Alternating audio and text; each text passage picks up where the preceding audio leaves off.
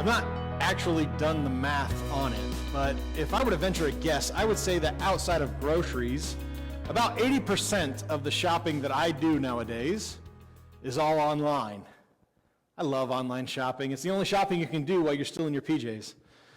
Well, let me rephrase that. It's the only acceptable shopping you can do while still in your PJs. I've been to Walmart. I love being able to do that because online shopping affords me the ability that just, frankly, most shopping can't. I know exactly what it is that I'm going to get. I know that I'm getting the exact thing that it is that I'm looking for. Online shopping gives me an opportunity to find things that just aren't in circulation anymore. If you're a collector and you're looking for a specific thing, you can get it online a lot easier than you can in brick and mortar stores. If it's something that's not been in circulation for a while, you're not going to likely find it in any store, but you can probably find it online.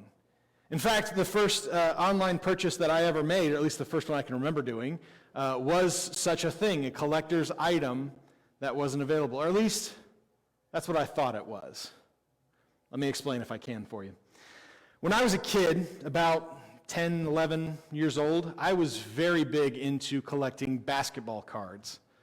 I loved basketball cards. Every time we went to the store, I had to go get a new pack. If I got money for doing something, I immediately wanted to go and spend it on more basketball cards. I loved collecting them. I loved getting to reflect on them. And as a basketball card collector, of course, I was mostly focused on trying to find rookie cards. Rookie cards are the cards that come out when a player is first in the NBA, and if they happen to be a great player, that card will increase in value as they get along in their career. I had rookie cards for guys like Tracy McGrady, Tim Duncan. I even had myself a Kobe Bryant rookie. What's up? But like all other basketball card collectors in the world, I was seeking out what was the holy grail of all rookie cards, a Michael Jordan rookie card.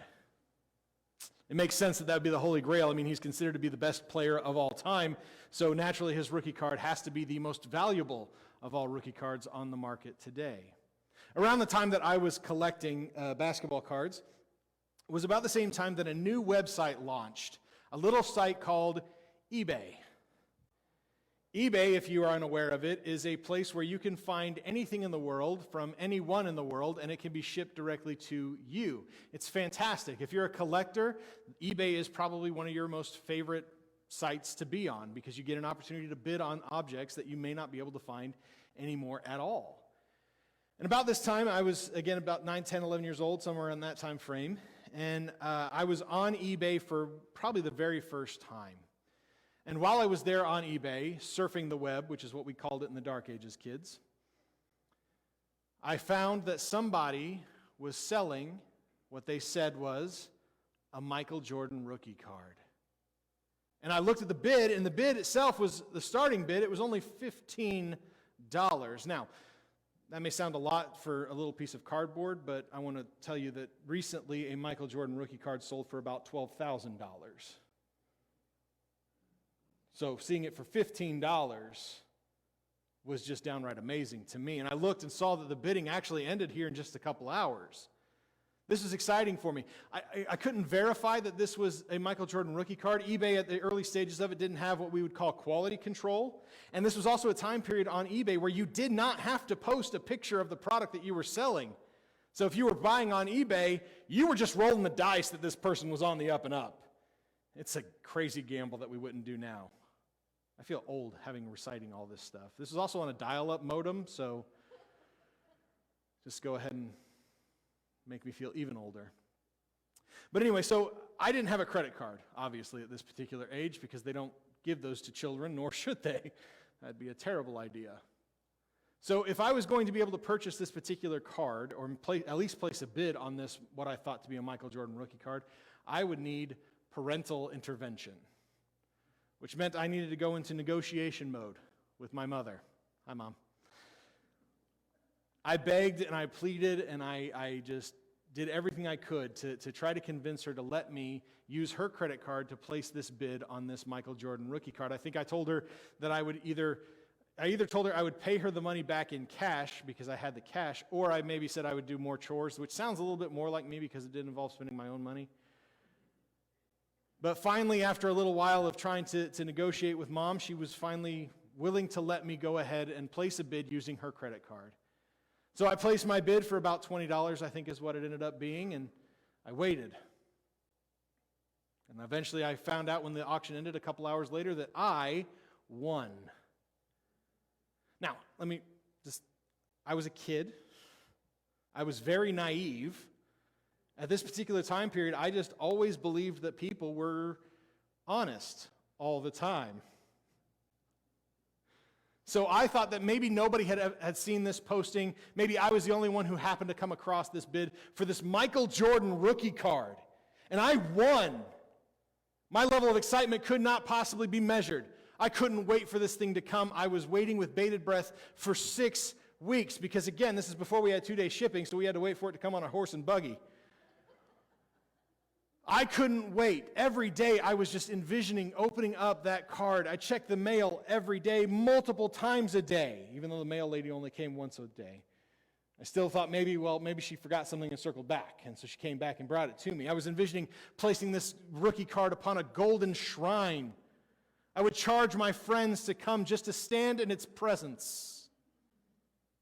I was so excited about this thing, and finally the day came. I got off the bus. I opened up the mailbox, and there it was, an envelope addressed to me. I didn't get mail very often at this age, so I knew what this was. I raced inside the house. I ran up to my room so I could have this private moment as I opened this envelope away from the nosy little brother. And as I opened up my package ever so carefully, and I took out my new treasure and held it in my hands for the very first time, I felt complete disappointment. See, again, a rookie card is the card that comes out when a player first joins the NBA. Right? So there's no stats on it, there's no nothing. There's just simply the player's picture and a little bit about them on the back. But this had stats for Michael Jordan's first 2 seasons in the NBA. So not a rookie card. Not even a little bit. And as I held this card, something about it felt off. I couldn't put my finger on it. A couple of days later, we went to town, and Mom needed to go to the Markland Mall, and so I asked if I could go to the card shop that was behind the Markland Mall. Man, I feel really old right now because I'm talking about stuff that is long dead. All of a sudden, a new gray hair appeared itself in my beard. Anyway, I went into the card shop with my disappointing card in my hand, and I went to the guy who was behind the counter there, and I handed it to him, and I asked him if he could tell me what it was worth. And he took the card, he flipped it over once, and he immediately handed it back and said, "This is worthless." I asked him, "What do you mean?" He goes, "This isn't even a real card." Somebody had taken a photocopy of a Michael Jordan card, not a rookie card, and printed it onto some card stock that they had and then sold it to me online for $20, plus shipping and handling. And again, eBay at this point in time didn't have any quality control. I was stuck with it. I'd been bamboozled. I was so disappointed. I was let down because this card that I was so happy for, this card that I was so hopeful was going to be the thing I needed it to be, was going to bring me joy, was going to make me happy. It was a fake. It was worthless. It didn't bring anything with it but disappointment. The reality of the situation is that I'd built this card up too much in my heart. I'd been too excited about it. I'd misplaced my trust into this card. And I'm not the first person to have done that. I'm not the first person in this room to place my hope and my trust into someone or something that ultimately would let me down. We've all been guilty of doing that. All of us have placed our trust, have placed our hope into something, someone, only to be left with disappointment, only to be let down by them. In fact, our text today, we see an entire group of people who possibly mistaked placing their trust into something utterly worthless, who had given themselves an idea that this was going to be something great only to be proven wrong. Eventually, we're going to land today in Exodus 32, verses 1 through 21. So if you want to, go ahead in your Bibles, turn there, put your thumb there, or open up your app to it. We'll get to there eventually. But before we do, I want to kind of give us a little bit of updating on where we're at here. Last time when we talked about the Ten Commandments, we talked about Moses and how Moses had been given a task by God to go and free the nation of Israel from their slavery in Egypt. God, through Moses, made this happen, that the Israelites were finally, after generations in slavery, released, how they had to travel, how they were just trying to get to this promised land that God had given them all the way back to Abraham. And that God was going to set up a new system of government where he would be their head. He wouldn't be a person, it wouldn't be a king, it wouldn't be a ruler, it would be God. And therefore, God needed to lay down a new set of laws. A new set of boundaries in order to protect people, to keep them safe, to keep them away from things that would draw them away from God. This was something that was necessary. When God addressed the law, when God ultimately would write it down onto stone tablets, but God, before he did that, actually addressed the law to the entire nation of Israelites. Everybody in the country of Israel, well, it wasn't a country yet, every Israelite heard God lay out his law. Keep that in mind. That's going to be important. But after God had finished laying out his law, and before he gave us the stone tablets, God had a couple of things he needed to go over, a little nuances to the law, little things to kind of help us understand it a little bit better. And also he wanted to give Moses some idea of how to build what would be called the tent of meeting. It would be basically the temple of God before there was a temple of God. It was a structure that would be in place that would travel with the Israelites all the way to the promised land, where the presence of God would dwell amongst his people until something better could be constructed. And so God had decided to go and leave the entire nation of Israel out of a meeting that they didn't need to be a part of. That's just a wonderful and beautiful gift of God. You ever been a part of a meeting you had no business being in? Super fun. So God just had Moses go on up the mountain so God could give it directly to him, and Moses could assign the task as needed beyond that. And the entire nation of Israel just needed to wait at the foot of the mountain until the meeting was over. It's about here I want to pause. I want to give you some information about a guy by the name of Aaron. Aaron comes up in Exodus from time to time. But Aaron is never really a featured player. He's never somebody who's a main focus of the narrative until today. And so before we talk about what Aaron did, I feel we need to understand who Aaron was to really begin to understand why this is such an unusual thing. All the way back to when God had spoke to Moses in the burning bush, God laid out to Moses that this is what I need you to do. I need you to go and free your people of Israel.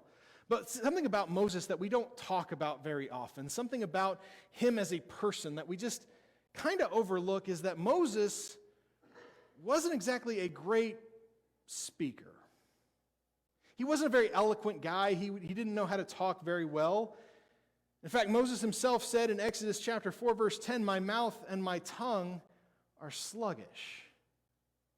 And so God decided to have Moses speak to his brother, Aaron, to ask Aaron to be his mouthpiece, that Moses would tell Aaron what it is that God wants to say, and Aaron would be the one to speak it.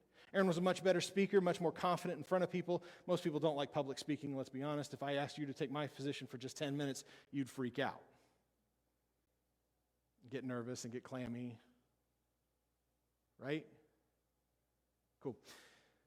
So Moses told Aaron what to say, which means that Aaron was there every time that Moses had to address Pharaoh. Every sign that God did through Moses, Aaron was present for it. In fact, Aaron was considered to be the very first priest of God. So an important character, somebody who not only understood who God is, but knew what God wanted them to do, who understood whose job it was to communicate the laws of God. It's very likely that after this encounter of God laying out his law in front of all the people, this has been all Aaron has been talking about ever since. Which makes his actions in our text today very odd. See, Moses had been gone for a while.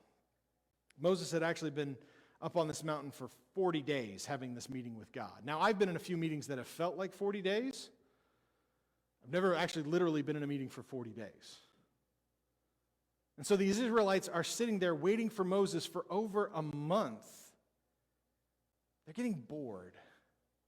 They're getting restless. They're getting antsy. They're worried about Moses. They're thinking something may have happened. Moses might be dead. And so they come up with a solution, and we see that solution in verse 1. It says, when the people saw Moses delayed in coming down from the mountain, they gathered around Aaron and said to him, come, make gods for us, who will go before us, because this Moses, the man who brought us up from the land of Egypt, we don't know what happened to him. Moses has been gone for a while, and so for some reason, the natural thing for these people, the natural conclusion they come across is, let's create a new God. This is an unusual statement to make because, again, just a few days ago, all of these people heard from God. Yes, they didn't have the stone tablets, but it's been just a little over a month, and I'm going to go out on a limb and assume that if you hear God speaking to you directly, it's going to take a little longer than a month to forget about it. So these people had stood there at the foot of the mountain listening to God as he laid out his law for them, these laws that were designed to protect them from pain, from disappointment, from all sorts of other issues, from hardships. God spoke directly to the nation of Israel. Everyone heard it loud and clear, which means that these people, asking Aaron to create new gods for them, heard it when God said, do not have any other gods beside me. Who heard it when God said, do not create idols for yourselves. These were literally the first two things God had told them when he addressed them. They're the first two of the commands that God had given all this to the entire nation of Israel. The first two things. And yet here, they're asking Aaron, who's been the mouthpiece of Moses, to violate those first two laws. Aaron had a choice to make. Pretty cut and dry decision. Again, Aaron is considered to be the first priest of God. He knows these laws. There's a good chance that while God was speaking these laws, Aaron was scribbling them down so that he could have notes for the next time he gathered to tell them about the law of God. Aaron could have very easily corrected these people, said, no, you shouldn't do this. This is in direct violation to the law of God. We should not make this happen. Aaron could have laughed them off and said, y'all are being idiots. We're not going to do this. Or Aaron simply could have said, I'll have no part of this, and washed his hands of it. But that's not what Aaron did. We see what Aaron ended up doing in verses 2 through 5. It said, Aaron replied to them, take off the gold rings that are on the ears of your wives, your sons, and your daughters, and bring them to me. All the people took off the gold rings that were on their ears. They brought it to Aaron. And he took the gold from it, fashioned it with an engraving tool, and made it into the image of a calf. Then they said, Israel, these are your gods who brought you up from the land of Egypt. When Aaron saw this, he built an altar in front of it and made an announcement. There will be a festival to the Lord tomorrow. Aaron, this priest of God, this one who had seen literally everything God had done for the nation of Israel, every sign that God had given them in front of Pharaoh, every sign that God had given to the people, everything that God had done since. He had a better viewpoint than anyone else in Israel. His responsibility was to uphold the law of God, is now actively leading people in violation of the first two commands of God. This doesn't make any sense.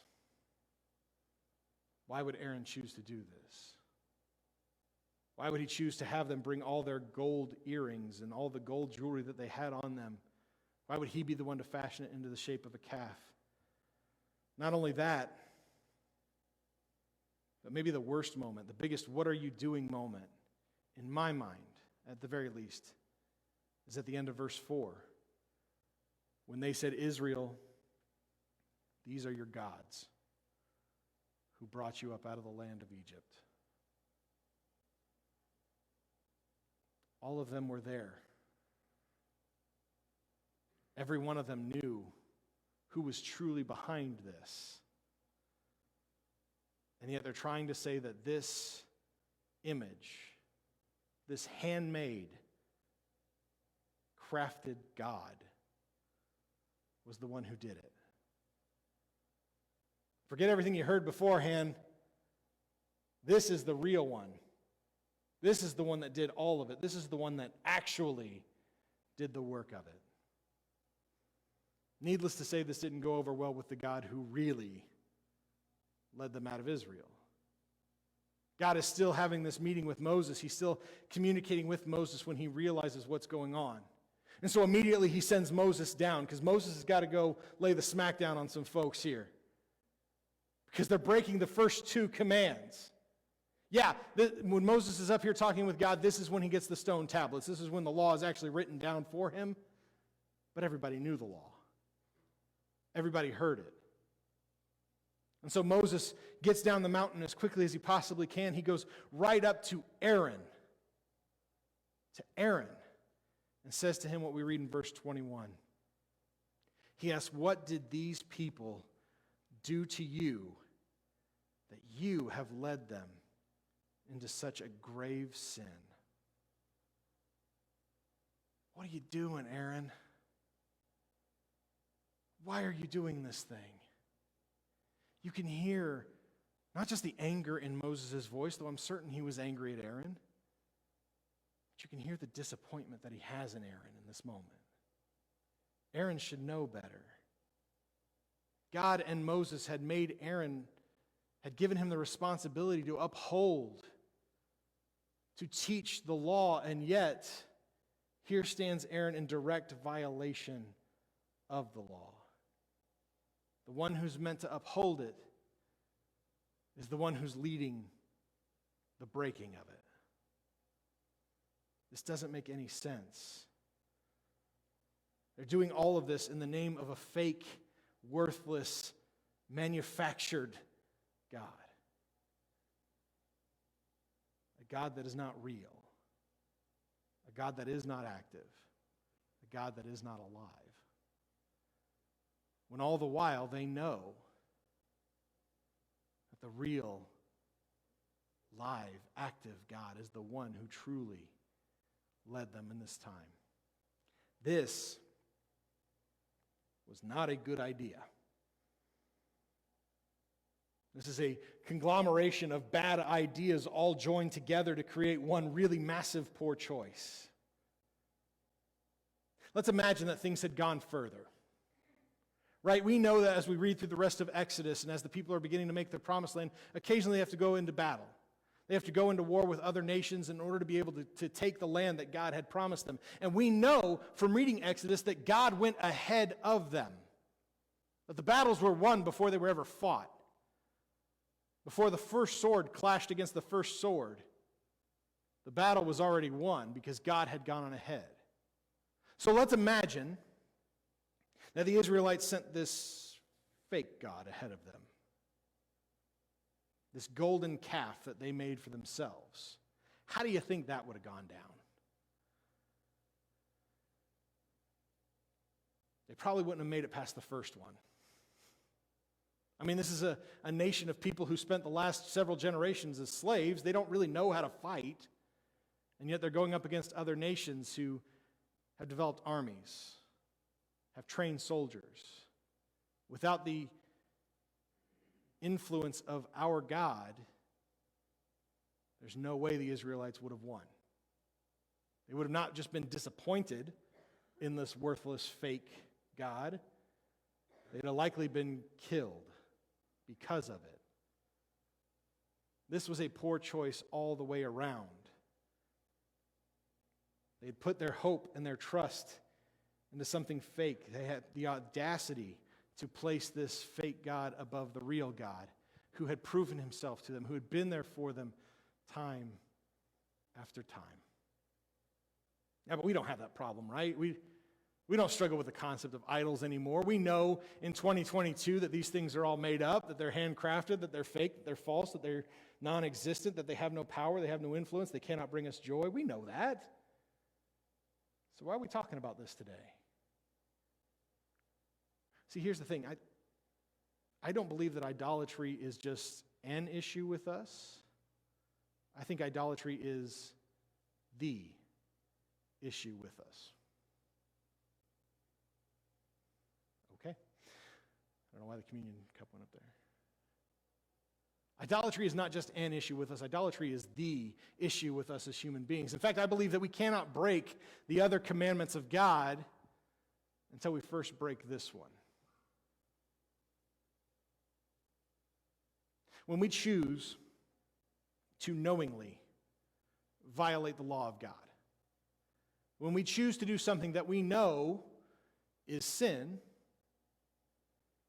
we do so in that moment. We make that thing, whatever that happens to be, we make that more important to us than God. We choose to take the violation of the law of God and place it ahead of God.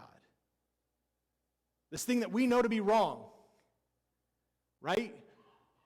We know it's wrong. We know it's sin. We know it violates the law of God, yet we choose to do it anyway.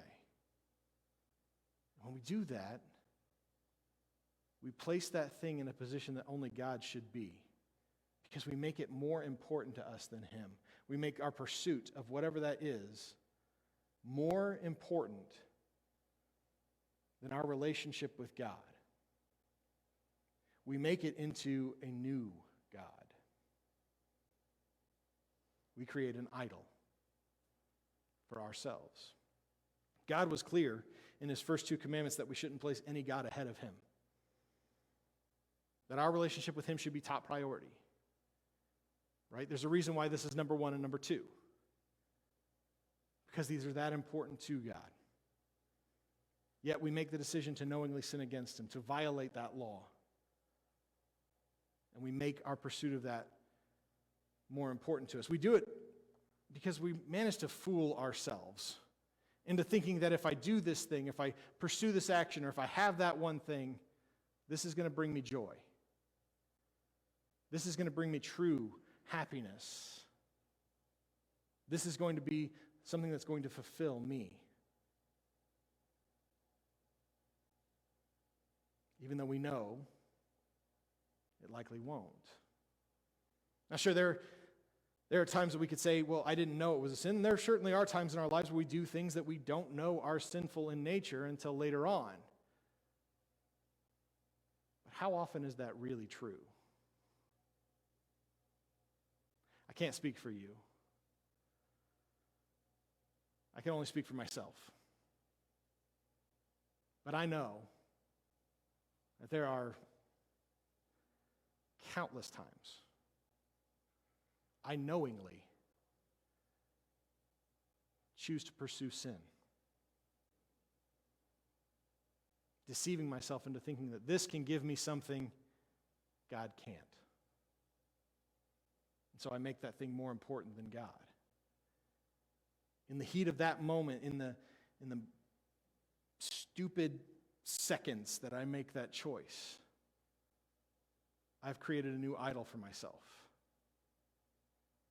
All of us are guilty of doing that. All of us in this room have knowingly chosen to break the law of God, to sin. And when we do, we make an idol. We place it in a position in our hearts that is meant only for God.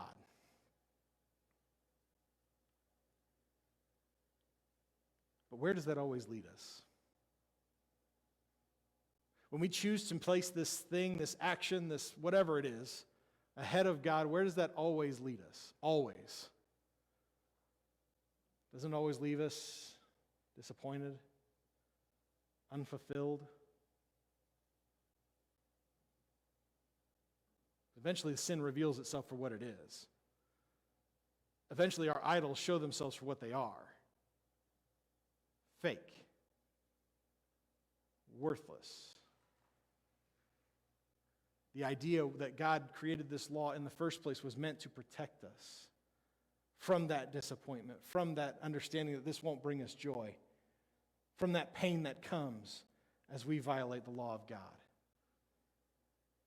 This law was put in place to protect us, to keep us from seeking out things that these new gods can't possibly give us because they're not real. We have to stop putting our hope and our faith and our trust in things that cannot last. They will always let us down. Always. But he won't. If the story of Aaron had ended in our text today, if it had ended with Moses telling Aaron, "You are no longer worthy to be a priest of God," if it had even ended with Moses going so far as to banish Aaron from the nation of Israel, I think every one of us would say it was justified. I think every one of us would understand that punishment. The man meant to uphold the law is the one leading the charge in violating the law. But that's not the end of Aaron's story. In fact, Aaron would go on from this point. After the golden calf, Aaron would have a renewed passion and devotion for God. He would leave a legacy of priesthood that was felt for generations of men and women leading others to know God,